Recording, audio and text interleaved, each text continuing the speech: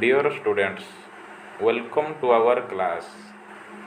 ପିଲାମାନେ ଆଜି ଆମେ ଡିସ୍କସନ୍ କରିବା ଓଡ଼ିଆ ଗ୍ରାମାରର କିଛି ପ୍ରଶ୍ନ। ତ ଆସନ୍ତୁ ଆରମ୍ଭ କରିବା।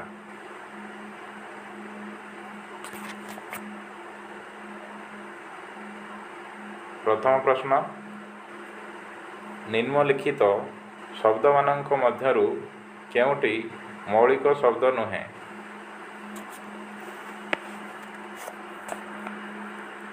ତଳେ ଚାରୋଟି ଶବ୍ଦ ଦିଆଯାଇଛି।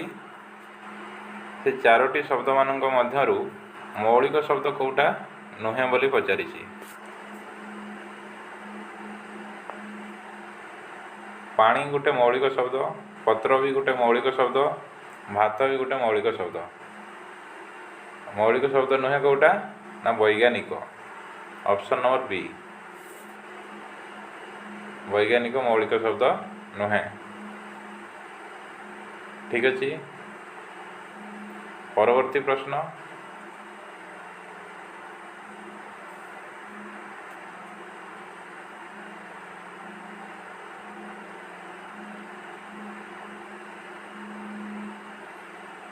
ଯେଉଁ ସଂସ୍କୃତ ଶବ୍ଦଗୁଡ଼ିକ ଓଡ଼ିଆ ଭାଷାରେ ଅବିକଳ ବ୍ୟବହୃତ ହୁଏ ତାକୁ କ'ଣ କୁହାଯାଏ? ଯେଉଁ ସଂସ୍କୃତ ଶବ୍ଦଗୁଡ଼ିକ ଓଡ଼ିଆ ଭାଷାରେ ଅବିକଳ ବ୍ୟବହୃତ ହୁଏ ତାକୁ କ'ଣ କହନ୍ତି?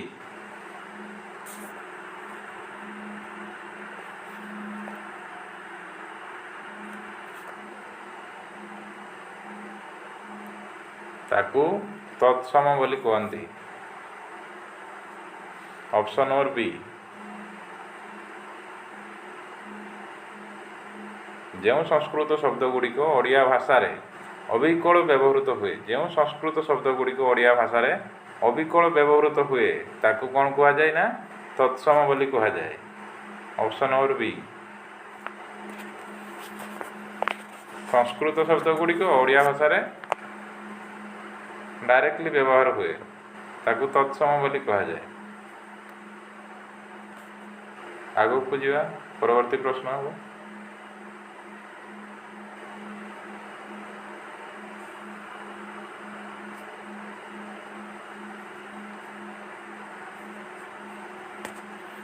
ଯେଉଁ ସଂସ୍କୃତ ଶବ୍ଦଗୁଡ଼ିକ ସାମାନ୍ୟ ପରିବର୍ତ୍ତିତ ହୋଇ ଓଡ଼ିଆରେ ବ୍ୟବହୃତ ହୁଏ ତାକୁ କ'ଣ କୁହାଯାଏ? ଯେଉଁ ସଂସ୍କୃତ ଶବ୍ଦଗୁଡ଼ିକ ସାମାନ୍ୟ ପରିବର୍ତ୍ତିତ ହୋଇ ଓଡ଼ିଆରେ ବ୍ୟବହୃତ ହୁଏ ତାକୁ କ'ଣ କୁହାଯାଏ?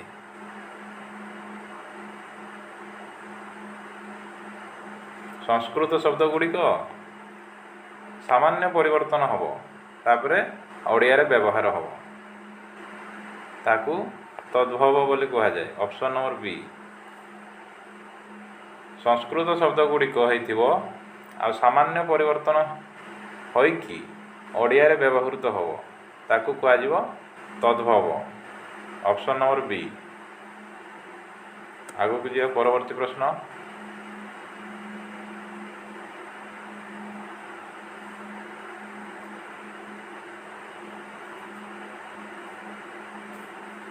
ତତ୍ସମ ତଦ୍ଭବ ଶବ୍ଦରେ ଥିବା ତତ୍ କେଉଁ ଅର୍ଥରେ ବ୍ୟବହୃତ?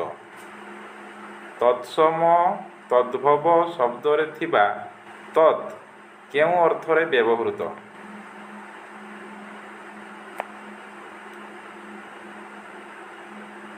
ତତ୍ସମ ଆଉ ତଦ୍ଭବ ଶବ୍ଦରେ ଥିବା ତତ୍ କେଉଁ ଅର୍ଥରେ ବ୍ୟବହୃତ? ଭଗବାନ ନା ଈଶ୍ୱର ନା ସତ୍ ନା ସଂସ୍କୃତ?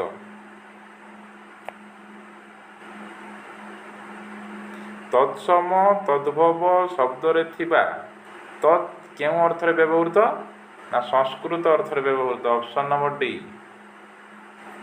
ସଂସ୍କୃତ।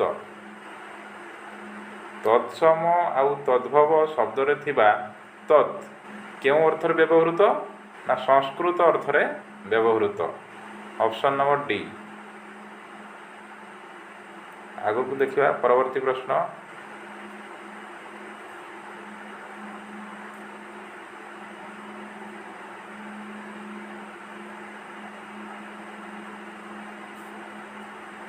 ଯେଉଁ ଶବ୍ଦଗୁଡ଼ିକ ଲୋକମାନଙ୍କ ମୁହଁରୁ ଆପେ ଆପେ ବାହାରି ଆସିଥାଏ ତାକୁ କ'ଣ କୁହାଯାଏ? ଯେଉଁ ଶବ୍ଦଗୁଡ଼ିକ ଲୋକମାନଙ୍କ ମୁହଁରୁ ଆପେ ଆପେ ବାହାରି ଆସିଥାଏ ତାକୁ କ'ଣ ବୋଲି କୁହାଯାଏ? ନା ଦେଶଜ ବୋଲି କୁହାଯାଏ। Option number C. ଯେଉଁ ଶବ୍ଦଗୁଡ଼ିକ ଲୋକମାନଙ୍କ ମୁହଁରୁ ଆପେ ଆପେ ବାହାରି ଆସିଥାଏ ତାକୁ କ'ଣ ବୋଲି କୁହାଯାଏ? ନା ଦେଶଜ ବୋଲି କୁହାଯାଏ। ଦେଶଜ ଶବ୍ଦ ଯାହାକି ଲୋକମାନଙ୍କ ମୁହଁରୁ ଆପେ ଆପେ ବାହାରି ଆସିଥାଏ।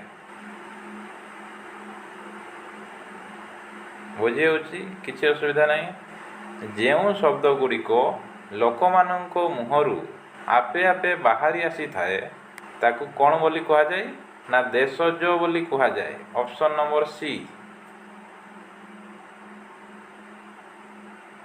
ଠିକ୍ ଅଛି। ପରବର୍ତ୍ତୀ ପ୍ରଶ୍ନ ଯିବା।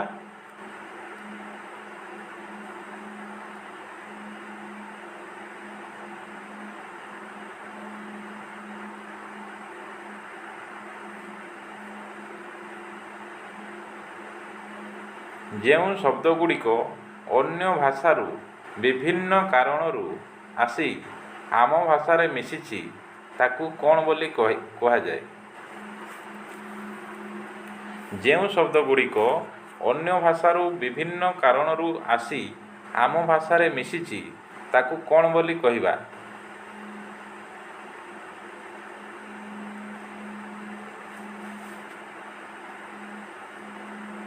ତାକୁ କ'ଣ ବୋଲି କହିବା?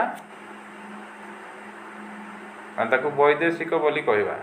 Option number D.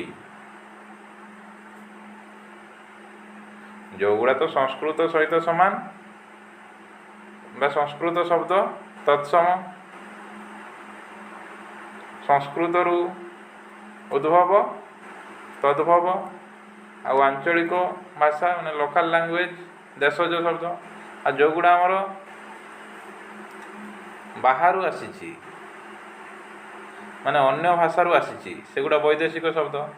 ଏଠି ଆମକୁ ପଚାରିଛି ଯେ ଯେଉଁ ଶବ୍ଦଗୁଡ଼ିକ ଅନ୍ୟ ଭାଷାରୁ ବିଭିନ୍ନ କାରଣରୁ ଆସି ଆମ ଭାଷାରେ ମିଶିଛି ତାକୁ କ'ଣ ବୋଲି କୁହାଯାଏ? ନା ବୈଦେଶିକ ବୋଲି କୁହାଯାଏ। Option number D.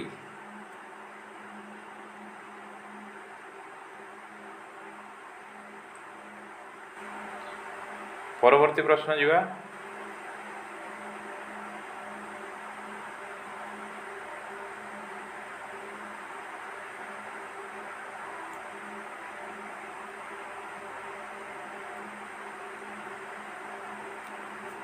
ଓଡ଼ିଆ ଭାଷାର ପ୍ରକୃତ ମୌଳିକତା କେଉଁ ପ୍ରକାର ଶବ୍ଦରେ ଥାଏ?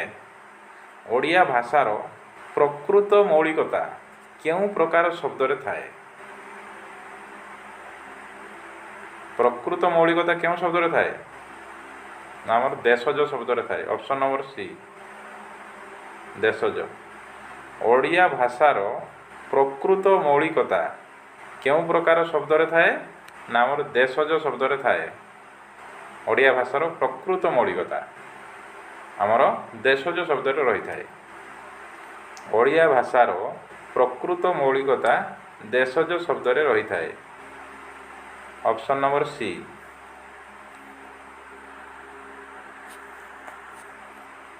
ଠିକ୍ ଅଛି ପିଲାମାନେ,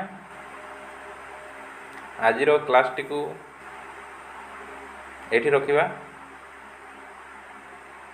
ପଢ଼ା ଜାରି ରଖନ୍ତୁ।